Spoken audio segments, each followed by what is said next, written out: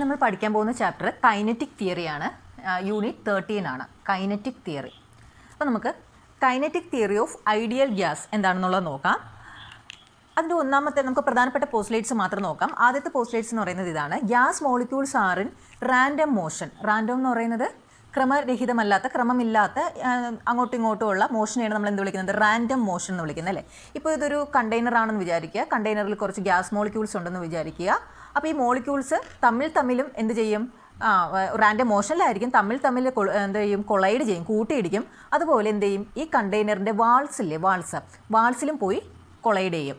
അപ്പോൾ gas molecules, ഒരു കണ്ടെയ്നറിനുള്ള ഒരു ഗ്യാസ് മോളിക്യൂൾസ് എന്ന് പറയുന്നത് അത് റാൻഡം മോഷനിലായിരിക്കും, ക്രമമല്ലാത്ത രീതിയിലുള്ള മോഷനിലായിരിക്കും മൂവ്മെൻറ്റ് നടത്തുക. അത് തമ്മിൽ എന്ത് ചെയ്യും? തമ്മിൽ കൊളൈഡ് ചെയ്യുകയും ചെയ്യും. അതുപോലെ ഈ കണ്ടെയ്നറിൻ്റെ വാൾസിലും കൊളൈഡ് ചെയ്യും. ഓക്കെ, അപ്പോൾ കൊളൈഡ് ചെയ്യും അല്ലേ. ഈ കൊളീഷൻ, അതായത് തമ്മിലും കൊളൈഡ് ചെയ്യുന്നതും പിന്നെ ഈ വാൾസിൽ വന്ന് കൊളൈഡ് ചെയ്ത് പോകുന്നതൊക്കെ ഇലാസ്റ്റിക് കൊളീഷൻസ് ആണ്. അതായത് വാൾസിൽ പോയി, ഈ കണ്ടെയ്നറിൻ്റെ വാൾസിൽ പോയി തട്ടി തിരിച്ചു വരും. അതിനെ നമ്മൾ എന്ത് വിളിക്കുന്നത്? ഇലാസ്റ്റിക് കൊളീഷൻ, അതായത് റീബൗണ്ട് ചെയ്ത് വരും. അപ്പോൾ kinetic theory of ideal gas പറയുന്നത് ഗ്യാസ് മോളിക്യൂൾസ് അത് റാൻഡം മോഷനിലാണ്, ക്രമരഹിതമായ മോഷനിലാണ് അത് മൂവ് ചെയ്യുന്നത്. അതെന്ത് ചെയ്യും? പരസ്പരം അങ്ങോട്ടും ഇങ്ങോട്ടും കൊളൈഡ് ചെയ്യുകയും ചെയ്യും. പക്ഷെ അത് നെഗ്ലിജിബിളാണ്, വളരെ നമുക്കത് അവഗണിക്കാൻ തക്ക അത്രയേ ഉള്ളൂ. പിന്നെ എന്ത് ചെയ്യും? ആ കണ്ടെയ്നറിൻ്റെ വാൾസിലും എന്ത് ചെയ്യും? പോയി കൊളൈഡ് ചെയ്യും. ഇത്തരം കൊളീഷൻസ് ഏത് നേച്ചറാണ്? ഇലാസ്റ്റിക് നേച്ചറാണ്. അതായത് തമ്മിൽ പോയി വാൾസിൽ പോയി തട്ടി അതെന്ത് ചെയ്യും? റീബൗണ്ട് ചെയ്യും അല്ലേ, തിരിച്ചു വരും. ഓക്കെ, ഇനി നമുക്ക് ഈ ഐഡിയൽ ഗ്യാസിൻ്റെ പ്രഷറിൻ്റെ ഇക്വേഷൻ നമുക്ക് ഡിറൈവ് ചെയ്ത് നോക്കാം. ഇനി നമുക്ക് ഐഡിയൽ ഗ്യാസിൻ്റെ പ്രഷർ കാണാനുള്ള ഡെറിവേഷൻ നമുക്ക് നോക്കാം. അപ്പോൾ നമുക്ക് ഒരു ഗ്യാസ് കണ്ടെയ്നറിനെ നമുക്ക് അസ്യൂം ചെയ്യാം. ഈ ഗ്യാസ് കണ്ടെയ്നറിൻ്റെ ഷേപ്പ് എന്ന് പറയുന്നത് ക്യൂബിക്കൽ ഷേപ്പാണ്. അതാണ് നമ്മളിവിടെ വരച്ചിരിക്കുന്നത്. ഗ്യാസ് കണ്ടെയ്നറാണ്. അതിനകത്ത് നിറച്ച് എന്തുണ്ട്? ഗ്യാസ് മോളിക്യൂൾസ് ഉണ്ടല്ലേ. അപ്പോൾ നമ്മൾ പറഞ്ഞു ഇത് റാൻഡം മോഷനിലാണെന്ന് പറഞ്ഞു, കൊളൈഡ് ചെയ്യുമെന്ന് പറഞ്ഞു. ഈ ഒരു വെസലിൽ പോയി എന്ത് ചെയ്യുമെന്ന് പറഞ്ഞു? ആ വെസലിൻ്റെ വാളിൽ പോയും കൊളൈഡ് ചെയ്യുമെന്ന് പറഞ്ഞല്ലേ. അപ്പോൾ ഇങ്ങനെ കൊളിഷൻ കാരണം ആ വാളിൽ എന്ത് എക്സേർട്ട് ചെയ്യും? പ്രഷർ എക്സേർട്ട് ചെയ്യും അല്ലേ. ആ പ്രഷറിൻ്റെയാണ് ഇക്വേഷനാണ് നമ്മൾ കണ്ടുപിടിക്കാൻ പോകുന്നത്. അപ്പോൾ നമ്മളിവിടെ ഒരു ഗ്യാസ് കണ്ടെയ്നർ നമ്മൾ കൺസിഡർ ചെയ്യുന്നു. അത് ക്യൂബിക്കൽ ഷേപ്പാണ്. ആ ക്യൂബിക്കൽ ഷേപ്പിൻ്റെ നമുക്ക് ഓരോ ലെങ്ത് നമുക്കറിയാം, ക്യൂബാണ്. ഓരോ ലെങ്തും L എന്ന് കൊടുക്കാം. ഇനി ഇതിനകത്ത് ഒരുപാട് മോളിക്യൂൾസ് ഉണ്ട്. നമ്മളിപ്പോൾ ഡെറിവേഷന് വേണ്ടിയിട്ട് ഒരു മോളിക്യൂളിനെ കൺസിഡർ ചെയ്യുകയാണ്. ആ മോളിക്യൂളാണ് ഇതെന്ന് കരുതുക. ആ മോളിക്യൂളിൻ്റെ മാസ് എന്ന് പറയുന്നത് M ആണ്. ഓക്കെ, അപ്പോൾ ഒരു ക്യൂബിക്കലായിട്ടുള്ള ഒരു ഗ്യാസ് വെസൽ എടുക്കുന്നു, ഗ്യാസ് മോളിക്യൂൾസ് ഉള്ള ഒരു വെസൽ എടുക്കുന്നു. അതിൻ്റെ ഓരോ വശം എന്ന് പറയുന്നതും L ആണ് അതിൻ്റെ അളവ്. പിന്നെ നമ്മൾ ഒരു മോളിക്യൂളിനെ കൺസിഡർ ചെയ്യുന്നു. മോളിക്യൂളിൻ്റെ മാസ് എന്ന് പറയുന്നത് M ആണ്. ഇതിനൊരു വെലോസിറ്റി ആണോ അല്ലേ. ഈ മോളിക്യൂൾ എന്ത് ചെയ്യും? ഒരു വെലോസിറ്റിയിൽ എന്ത് ചെയ്യും? വന്ന് ഈ വാളിൽ വന്ന് ഇടിക്കുന്നു. നമുക്കറിയാം കൊളീഷൻ എന്ന് പറയുന്നത് ഇലാസ്റ്റിക് കൊളീഷനാണ്. അപ്പോൾ എന്ത് ചെയ്യും? റീബൗണ്ട് ചെയ്യും അല്ലേ. ഈ വാളിൽ വന്ന് ഇടിച്ചിട്ട് എന്ത് ചെയ്യും? അത് തിരിച്ചു വരും അല്ലേ, തിരിച്ച് റീബൗണ്ട് ചെയ്ത് പോകും. ഓക്കെ, അപ്പോൾ നമുക്ക് മനസ്സിലായി ഈ മോളിക്യൂളിന് മാസ് ഉണ്ട്, വെലോസിറ്റി ഉണ്ട്. അപ്പോൾ വെലോസിറ്റി എന്ന് പറയുന്നത്, ഈ മോളിക്യൂൾ എന്ന് പറയുന്നത് ഒരു പ്ലെയിനിലല്ല ഇരിക്കുന്നത്, സ്പേസിലാണ് ഇരിക്കുന്നത് അല്ലേ. അപ്പോൾ നമുക്ക് വെലോസിറ്റിയെ നമുക്ക് 3 കോർഡിനേറ്റിൽ നമുക്ക് റെപ്രസെൻ്റ് ചെയ്യാം. വെലോസിറ്റി നമുക്ക് Vx, Vy, Vz. എന്തിനാ അങ്ങനെ കൊടുത്തതെന്ന് മനസ്സിലായല്ലോ. കാരണം ഇതെന്ന് പറയുന്നത് ഈ ഒരു മോളിക്യൂൾ എന്ന് പറയുന്നത് സ്പേസിലാണ് ഇരിക്കുന്നത്. അതുകൊണ്ട് നമുക്ക് ആ മോളിക്യൂളിൻ്റെ വെലോസിറ്റി നമുക്ക് 3 കോർഡിനേറ്റിലായിട്ട് നമുക്ക് റെപ്രസെൻ്റ് ചെയ്യാം. അതാണ് Vx, Vy, Vz. ഇനി നമ്മൾ നോക്കുമ്പോൾ ഇതിന് എല്ലാണ് ഇതിൻ്റെ ഒരു വശത്തിൻ്റെ നീളം. വേണമെങ്കിൽ നമുക്ക് ഈ ഒരു വാളിൻ്റെ ഏരിയ എന്ത് പറയാം? L × L² എന്ന് പറയാം. അപ്പോൾ വാളിൻ്റെ ഏരിയ A എന്ന് പറയുന്നത് L² ആണ്. ഓക്കെ, അപ്പോൾ നമ്മൾ മനസ്സിലാക്കി ഈ മോളിക്യൂൾ എന്ത് ചെയ്തു? ഈ വെലോസിറ്റിയിലൊക്കെ പോയി ഈ ഒരു വാളിൽ വന്ന് ഇടിക്കുന്നു, തിരിച്ചു വരുന്നു അല്ലേ. അപ്പോൾ തിരിച്ചു വരുമ്പോൾ എന്ന് പറയുമ്പോഴത്തേക്ക് ഇവിടെ നമുക്ക് എക്സ് കമ്പോണൻറ്റ് മാത്രം നമുക്കൊന്ന് കൺസിഡർ ചെയ്യാം. അതായത് ഇതൊക്കെ വന്ന് കൊളൈഡ് ചെയ്ത് ഉടനെ അങ്ങ് തിരിച്ചു വരികയാണല്ലേ. അപ്പോൾ ഇതിൽ എക്സ് കമ്പോണൻറ്റ് മാത്രം തിരിച്ചു വരുമ്പോൾ എന്ത് ചെയ്യും? റിവേഴ്സ് ചെയ്യും. അതായത് സൈൻ മാറും. ബാക്കി വൈക്കും ഇസഡിനൊന്നും വ്യത്യാസമില്ല. അപ്പോൾ ഇത് വന്ന് കൊളൈഡ് ചെയ്തതിന് ശേഷം, അതായത് ആഫ്റ്റർ കൊളൈഡ് ചെയ്തതിന് ശേഷം എങ്ങനെ വരും? തിരിച്ചു പോകും അല്ലേ. മോളിക്യൂൾ വന്ന് ഇടിച്ചിട്ട് തിരിച്ചു പോകും. അപ്പോൾ എന്ത് ചെയ്യും? അതിൻ്റെ വെലോസിറ്റിയുടെ ഇത് എങ്ങനെയായിട്ട് മാറും? -Vx ആവും. മറ്റേ y കോർഡിനേറ്റും Z കോർഡിനേറ്റിനും വ്യത്യാസമില്ല. ഓക്കെ, അപ്പോൾ അത് ഓർത്ത് വയ്ക്കുക. ആഫ്റ്റർ കൊളീഷൻ എങ്ങനെ ചെയ്യും? എക്സ് കമ്പോണൻറ്റ് മാത്രം, വെലോസിറ്റിയുടെ എക്സ് കമ്പോണൻറ്റ് മാത്രം എന്ത് ചെയ്യും? അതിൻ്റെ സൈൻ നെഗറ്റീവ് ആകും. ഇനി നമുക്ക് ചേഞ്ച് ഇൻ മൊമെൻറ്റം കണ്ടുപിടിച്ച് നോക്കാം. Change in momentum. അപ്പോൾ ചേഞ്ച് ഇൻ മൊമെൻറ്റം നമ്മൾ സൂചിപ്പിക്കുന്നത് dP എന്നാണ്. ചേഞ്ച് ഇൻ മൊമെൻറ്റം നമുക്കറിയാം final momentum minus initial momentum ആണല്ലേ. ചേഞ്ച് ഇൻ മൊമെൻറ്റം എന്ന് പറയുന്നത് final momentum minus initial momentum. നമ്മൾ പഠിച്ചു, ലോസ് ഓഫ് മോഷൻ എന്ന ചാപ്റ്ററിൽ പഠിച്ചു. ചേഞ്ച് ഇൻ മൊമെൻറ്റം നമ്മൾ അങ്ങനെ എഴുതി. ഓക്കെ, ഇനി നമുക്ക് ഫൈനൽ മൊമെൻറ്റവും ഇനിഷ്യൽ മൊമെൻറ്റവും ഏതാണെന്ന് നോക്കാം. അപ്പോൾ നമ്മൾ നേരത്തെ പറഞ്ഞതുപോലെ നമുക്ക് മൊമെൻറ്റം കണ്ടുപിടിക്കാൻ അറിയാം മാസ് ഇൻറ്റു വെലോസിറ്റി ആണല്ലേ, മാസ് ഇൻറ്റു വെലോസിറ്റി. അപ്പോൾ നമുക്ക് സൗകര്യത്തിന് വേണ്ടിയിട്ട് നമ്മൾ അങ്ങോട്ട് പോയി ഇടിക്കുന്ന ആ ഒരു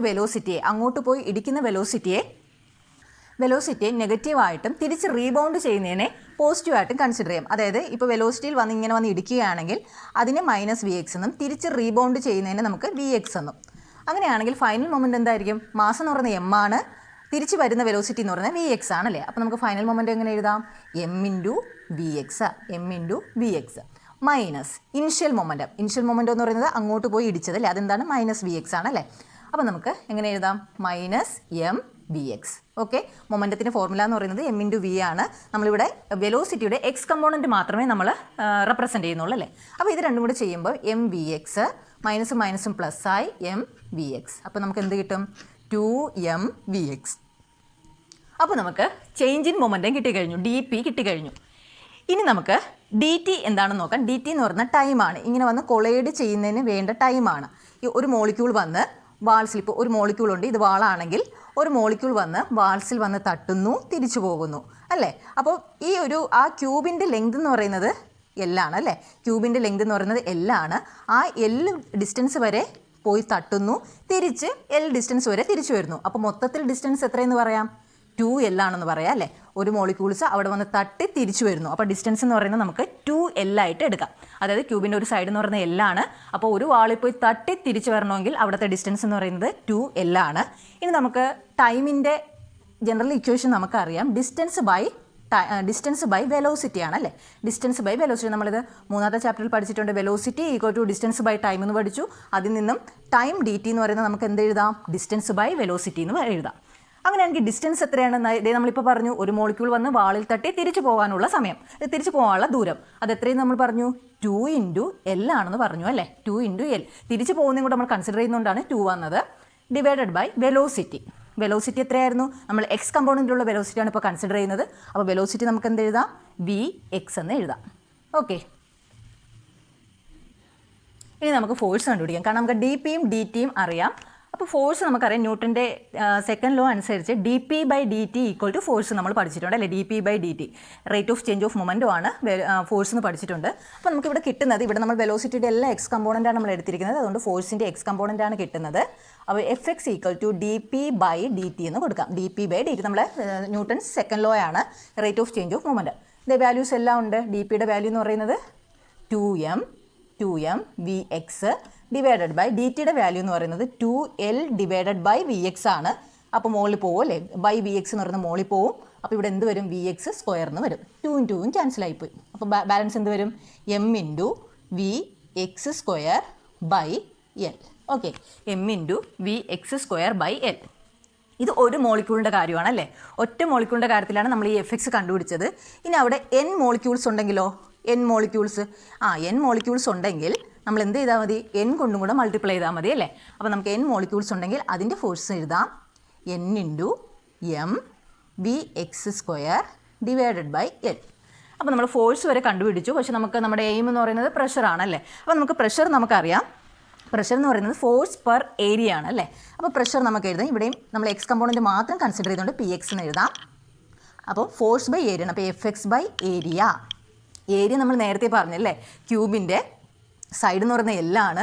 ഏരിയ എന്ന് പറയുന്നത് അപ്പോൾ എന്തായിരിക്കും? L ഇൻറ്റു L സ്ക്വയർ ആയിരിക്കും. അപ്പോൾ Fxൻ്റെ വാല്യൂ നമുക്കറിയാം, ഏരിയയുടെ വാല്യൂ L സ്ക്വയർ എന്ന് നമുക്കറിയാം. സബ്സ്റ്റിറ്റ്യൂട്ട് ചെയ്ത് കൊടുക്കാം. m Vx square by L. അപ്പോൾ ഫോഴ്സായി ബൈ ഏരിയ. അപ്പോൾ ഇവിടെ എന്തും കൂടെ വരും? L സ്ക്വയറും കൂടെ വരും. ഓക്കെ, അപ്പോൾ നമുക്ക് എഴുതാം Px equal to m Vx square. ഇതെന്ന് പറഞ്ഞാൽ വെലോസിറ്റിയുടെ എക്സ് കമ്പോണൻ്റ് ആണ് Vx square divided by L into L square. L cube ഒരു ക്യൂബിൻ്റെ ഒരു സൈഡ് L. അപ്പോൾ L ക്യൂബ് എന്ന് പറയുന്നത് ആ ക്യൂബിൻ്റെ എന്തായിരിക്കും? വോളിയം ആണല്ലേ. അപ്പോൾ നമുക്ക് ഈ L ക്യൂബിന് ഒരു എന്ത് കൊടുക്കാം? വോളിയം എന്ന് കൊടുക്കാം. അപ്പോൾ നമുക്ക് എഴുതാം m Vx square divided by capital V. Okay, volume എന്ന് കൊടുത്തു. അപ്പോൾ നമുക്ക് എക്സ് കമ്പോണൻറ്റിലുള്ള പ്രഷർ കിട്ടിക്കഴിഞ്ഞു. അങ്ങനെയാണെങ്കിൽ നമുക്ക് അതുപോലെ സിമിലാർലി നമുക്ക് y കമ്പോണൻ്റ് എഴുതാം, z കമ്പോണൻ്റ് എഴുതാം. ഇതേപോലെ എഴുതിയാൽ മതി. അപ്പോൾ y കമ്പോണൻ്റ് നമ്മൾ പ്രഷറിൻ്റെ y കമ്പോണൻ്റ് എഴുതിയാണ് m V Y square divided by V. V X സ്ക്വയറിന് പകരം വി വൈ സ്ക്വയർ കൊടുത്തു. അതുപോലെ നമുക്ക് എന്ത് ചെയ്യാം, പി ഇസഡ് കോർഡിനേറ്റ് എഴുതിക്കൂടെ, N M V Y X, V എക്സിനും വി വൈക്കും പകരം നമുക്ക് എന്ത് എഴുതാം, വി ഇസഡ് സ്ക്വയർ കൊടുത്താൽ മതി ബൈ വി. അപ്പോൾ നമ്മൾ എക്സ് കമ്പോണൻറ്റും വൈ കമ്പോണൻറ്റും ഇസഡ് കമ്പോണൻറ്റും എഴുതി. ഇനി നമുക്ക് ആവറേജ് പ്രഷർ എഴുതി വെക്കാം. ഈ 3 കമ്പോണൻറ്റിൻ്റെയും ആവറേജ് പ്രഷർ നമുക്ക് എഴുതാം. അപ്പോൾ ആവറേജ് പ്രഷർ എന്ന് പറയുമ്പോൾ നമുക്കറിയാം, ഇത് 3ഉം കൂടി ആഡ് ചെയ്യുക, എന്നിട്ട് 3 എണ്ണം ഉണ്ടല്ലേ, ഡിവൈഡഡ് ബൈ 3. അപ്പോൾ average pressure P equal to എന്ത് ചെയ്യുക, ഈ 3 ക്വാണ്ടിറ്റിയും കൂടി ആഡ് ചെയ്യുക, എന്നിട്ട് ഡിവൈഡഡ് ബൈ 3. അപ്പോൾ നമുക്ക് നോക്കുമ്പോൾ ഇവിടെ കോമൺ ആയിട്ട് വരുന്നത് NM/V അല്ലേ, അതെല്ലാത്തിലും ഉണ്ട്. അപ്പോൾ നമുക്ക് അത് കോമൺ ചെയ്തിട്ട് എഴുതാം. അപ്പോൾ average pressure P equal to NM/V common ആയിട്ട് എഴുതാം. ബാലൻസ് വരുന്നത് v x square plus v Y square plus v z square. Okay, അപ്പോൾ നമ്മൾ ഈ 3 ടേമിനെ ആഡ് ചെയ്ത് കഴിഞ്ഞു. ഇനി എന്ത് വേണം, ആവറേജ് പ്രഷറാണ് എടുക്കുന്നത്, അപ്പോൾ ഡിവൈഡഡ് ബൈ 3 വേണ്ടേ. അപ്പോൾ നമുക്കവിടെ ഡിവൈഡഡ് ബൈ 3 ഇവിടെ കൊടുക്കാം, 1/3. അതായത് മനസ്സിലായല്ലോ, ഇത് 3ഉം കൂടെ നമ്മൾ ആഡ് ചെയ്തതാണ് ഇത് 3 എഴുതിയത്. ഡിവൈഡഡ് ബൈ 3 ഉണ്ട്. അപ്പോൾ 1/3 NM/V into v x square plus v Y square plus v z square. ഇനി നമുക്ക് നോക്കാം. ഇനി നമുക്ക് v bar square equal to v x square plus v Y square plus v z square ആണ്. Okay, ഇതിന് നമ്മൾ റൂട്ട് മീൻ സ്ക്വയർ വെലോസിറ്റി എന്നാണ് വിളിക്കുന്നത്. അപ്പോൾ ഇത്രയും മനസ്സിലാക്കുക. വി ബാർ സ്ക്വയർ എന്ന് പറയുന്നത് v x square plus v Y square plus v z square ആണ്. നമുക്കത് സബ്സ്റ്റിറ്റ്യൂട്ട് ചെയ്ത് കൊടുക്കാം. അപ്പോൾ നമ്മുടെ പ്രഷറിൻ്റെ ഇക്വേഷൻ എങ്ങനെയായി മാറും, P equal to 1/3 NM by volume B. ഇതിന് പകരം എന്ത് കൊടുക്കാം, വി ബാർ സ്ക്വയർ എന്ന് കൊടുക്കാം. ഓക്കെ, അപ്പോൾ ഇതാണ് പ്രഷറിൻ്റെ ഇക്വേഷൻ. നമുക്ക് ഇതിൽ നിന്നും കുറച്ചുകൂടെ സിമ്പിളായിട്ടൊരു ഇക്വേഷനും കൂടെ ഉണ്ടാക്കിയെടുക്കാം. അതായത് N/VA number of molecules by unit volume, അതിന് നമുക്ക് സ്മോൾ n ആയിട്ട് കൊടുക്കാം. അങ്ങനെയാണെങ്കിൽ ഇക്വേഷൻ എങ്ങനെയായിട്ട് മാറും, പി ഈക്വൽ ടു 1/3 N/VA നമുക്ക് എന്തായിട്ട് കൊടുക്കുന്നു, സ്മോൾ n ആയിട്ട് കൊടുക്കുന്നു. എം ഉണ്ട് വി ബാർ സ്ക്വയർ. ഇതാണ് ഒരു ഐഡിയൽ ഗ്യാസ് അതിൻ്റെ കണ്ടെയ്നറിൽ ചെലുത്തുന്ന പ്രഷറിൻ്റെ equation, 1/3 NM V bar square. Okay, നമ്മൾ അടുത്ത ടോപ്പിക്കാണ് കൈനറ്റിക് എനർജി ആൻഡ് ടെമ്പറേച്ചർ. അതായത് കൈനറ്റിക് എനർജിയും ടെമ്പറേച്ചറും തമ്മിലുള്ള റിലേഷൻ എങ്ങനെയാണ് എന്നുള്ളതാണ് നമ്മൾ അടുത്ത് പഠിക്കാൻ പോകുന്നത്. അപ്പോൾ നമ്മൾ നേരത്തെ പഠിച്ച പ്രഷറിൻ്റെ ഇക്വേഷനിൽ നിന്നാണ് നമ്മൾ അതിൻ്റെ ഒരു റിലേഷൻ കണ്ടുപിടിക്കുന്നത്. അപ്പോൾ പ്രഷറിൻ്റെ ഇക്വേഷൻ ഇതായിരുന്നു, നമ്മൾ നേരത്തെ ഡിറൈവ് ചെയ്തു, 1/3 NM by volume into v bar square എന്നാണ്. അപ്പോൾ നമുക്ക് ഈ ഇക്വേഷനിലൊന്നും കൈനറ്റിക് എനർജിയുടെ ടേമും ഇല്ല, ടെമ്പറേച്ചറിൻ്റെ ടേമും ഇല്ല. അപ്പോൾ നമുക്കൊന്ന് ജസ്റ്റ് ഒന്ന് അറേഞ്ച് ഒക്കെ ചെയ്ത് വേണം നമുക്ക് ആ ഒരു റിലേഷനിലോട്ട് വരേണ്ടത്. അപ്പോൾ ആദ്യം നമുക്ക് ഈ പി എയും ഈ വി എയും കൂടി ഒന്നിച്ചെഴുതാം, അതായത് ക്രോസ് മൾട്ടിപ്ലൈ ചെയ്ത് ഒന്നിച്ചെഴുതാം. അപ്പം എങ്ങനെ വരും, P into V equal to 1/3 NM V bar square. Okay, അങ്ങനെ നമ്മൾ എഴുതി. ഇനി നമുക്ക് കൈനറ്റിക് എനർജിയുടെ ഒരു ടേമിനെ കൊണ്ടുവരണം അല്ലേ. അപ്പോൾ നമുക്കറിയാം കൈനറ്റിക് എനർജി എന്ന് പറയുന്നത് 1/2 mv² ആണ് അല്ലേ. അപ്പോൾ ആ ഒരു ടേമിനെ കൊണ്ടുവരണമെങ്കിൽ നമുക്ക് ഇവിടെ നോക്കിയേ, ഈ ഒരു ടേമിനെ നമുക്ക് 2 കൊണ്ട് മൾട്ടിപ്ലൈ ചെയ്യുകയും 2 കൊണ്ട് ഡിവൈഡ് ചെയ്യുകയും ചെയ്താൽ നമുക്ക് ഒരു കൈനറ്റിക് എനർജിയുടെ ടേമിനെ നമുക്ക് ഇവിടെ ഇൻട്രൊഡ്യൂസ് ചെയ്യാനായിട്ട് പറ്റും. അപ്പോൾ നമുക്ക് എഴുതാം, P into V equal to 1/3 N, ഇവിടെ 2 കൊണ്ട് മൾട്ടിപ്ലൈ ചെയ്യുന്നത് 2 into M V bar square. അപ്പോൾ 2 കൊണ്ട് മൾട്ടിപ്ലൈ ചെയ്താൽ വിലയ്ക്ക് വ്യത്യാസം വരാതിരിക്കാൻ വേണ്ടി 2 കൊണ്ട് നമ്മൾ എന്ത് ചെയ്യുന്നു, ഡിവൈഡും ചെയ്യുന്നു അല്ലേ. അപ്പോൾ ഇതേ നമുക്കിതാ ഇവിടെ 1/2 mv² എന്ന് പറയുന്ന ഒരു ടേം കിട്ടിക്കഴിഞ്ഞു അല്ലേ. 1/2 mv² ബൈ 2, അതായത് 1/2 mv². അപ്പോൾ നമുക്കൊന്ന് മാറ്റി ഒന്നും കൂടെ ഒക്കെ അറേഞ്ച് ചെയ്ത് എഴുതാം. പി വി ഈക്വൽ ടു ഇവിടെ 2 ഉണ്ട് അല്ലേ. അപ്പോൾ നമുക്കിവിടെ 2/3 എന്ന് എഴുതാം, 2/3 N. അപ്പോൾ M V bar square by 2, അതായത് 1/2 mv ബാർ സ്ക്വയർ. അതിന് പകരം നമുക്ക് എന്ത് എഴുതാം, കൈനറ്റിക് എനർജിയുടെ എക്സ്പ്രഷനാണ് അല്ലേ, കൈനറ്റിക് എനർജി എന്ന് എഴുതാം. അപ്പോൾ നമുക്ക് P V is equal to 2/3 N into kinetic energy എന്ന് നമുക്ക് കിട്ടിക്കഴിഞ്ഞു. ഇനി നമുക്കൊരു ഐഡിയൽ ഗ്യാസ് ഇക്വേഷൻ നമുക്കറിയാം. അതിങ്ങനെയാണ്, P V is equal to, നിങ്ങൾ പഠിച്ചിട്ടുള്ളതാണ്, N ഇൻറ്റു RT അല്ലേ. P V is equal to NRT. ഈ ഇക്വേഷൻ നമ്മൾ പഠിച്ചതാണ്. അപ്പോൾ നമുക്ക് എന്ത് ചെയ്യാം, ഇവിടുത്തെ T എന്ന് പറയുന്നത് ടെമ്പറേച്ചർ ആണ് അല്ലേ. അപ്പോൾ നമുക്ക് എന്ത് ചെയ്യാം, ഈ പി വിക്ക് പകരം എന്ത് കൊടുക്കാം, NRT സബ്സ്റ്റിറ്റ്യൂട്ട് ചെയ്ത് കൊടുക്കാം. അപ്പോൾ നമുക്ക് N ഇൻറ്റു RT സബ്സ്റ്റിറ്റ്യൂട്ട് ചെയ്തു. അപ്പോൾ എന്ത് കിട്ടി, 2/3 N ഇൻറ്റു കൈനറ്റിക് എനർജി. നമുക്ക് കൈനറ്റിക് എനർജി മാത്രമായിട്ട് ഇങ്ങോട്ട് എഴുതാം. അപ്പോൾ കൈനറ്റിക് എനർജി ഈക്വൽ ടു, ഇതിനെ ചെയ്യുമ്പോൾ 3/2 NR by N into T ഇങ്ങനെ കിട്ടും. അതായത് കൈനറ്റിക് എനർജിനെ ഈ ഒരു ലെഫ്റ്റ് ഹാൻഡ് സൈഡിലോട്ട് കൊണ്ടുവന്നു ബാക്കി ടേംസിനെല്ലാം നമ്മൾ അറേഞ്ച് ചെയ്ത് എഴുതിയേ ഉള്ളൂ. ഇനി നോക്കുക, നമ്മളിവിടുത്തെ NR/N ഈ ടേം എന്ന് പറയുന്നത് ഒരു കോൺസ്റ്റൻ്റ് ടേമാണ്. NR/N എന്ന് പറയുന്നൊരു കോൺസ്റ്റൻ്റ് ടേമാണ്. ഈ കോൺസ്റ്റൻ്റ് ടേമിനെ നമുക്ക് ഒരു കോൺസ്റ്റൻ്റ് ആണെന്ന് കാണിക്കാനായിട്ട് നമ്മൾ കോൺസ്റ്റൻ്റ് ആയിട്ട് റെപ്രസെൻ്റ് ചെയ്യാൻ പോവുകയാണ്. ആ കോൺസ്റ്റൻറ്റിൻ്റെ പേരാണ് ബോൾസ്മാൻ കോൺസ്റ്റൻറ്റ്. Boltzmann constant. അപ്പോൾ നമുക്ക് ഇതിന് പകരം ബോൾസ്മാൻ കോൺസ്റ്റൻറ്റ് എന്ന് കൊടുക്കാം. അപ്പോൾ നമുക്ക് കൈനറ്റിക് എനർജി ഈക്വൽ ടു 3/2 ഈ കോൺസ്റ്റൻറ്റ് പകരം നമുക്ക് എന്ത് കൊടുക്കാം? ബോൾസ്മാൻ കോൺസ്റ്റൻ്റ് ആയ KB. ബോൾസ്മാൻ കോൺസ്റ്റൻറ്റ് നമ്മൾ KB എന്നാണ് ഡിനോട്ട് ചെയ്യുന്നത്. KB into T. KB into T.